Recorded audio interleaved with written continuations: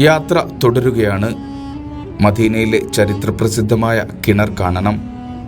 കിണറിന്റെ പേരാണ് ബീർ ഖർസ്.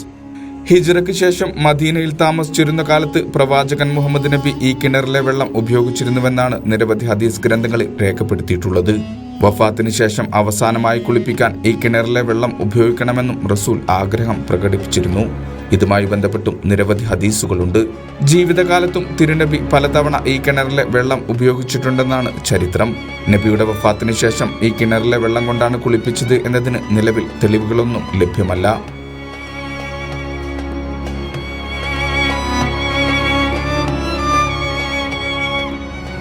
അന്നത്തെ മദീനയിൽ കിണറുകൾക്ക് ചുറ്റുമാണ് ഈന്തപ്പനത്തോട്ടങ്ങൾ വളർന്നിരുന്നത്.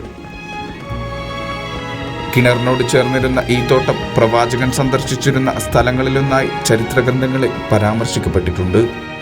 മദീന നഗരത്തിന്റെ തെക്കുകിഴക്കൻ ഭാഗത്താണ് കിണർ സ്ഥിതി ചെയ്യുന്നത്.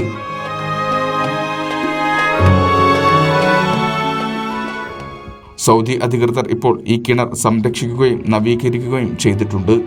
സന്ദർശകർക്കും ഇവിടേക്ക് വരാം.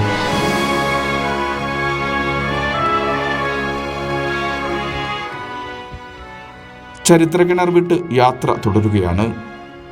കുറച്ചു സമയമേ മദീനയിൽ തുടരാൻ കഴിയൂ. ചരിത്രവും കാഴ്ചകളും ഏറെയുണ്ട് ഈ മണ്ണിൽ.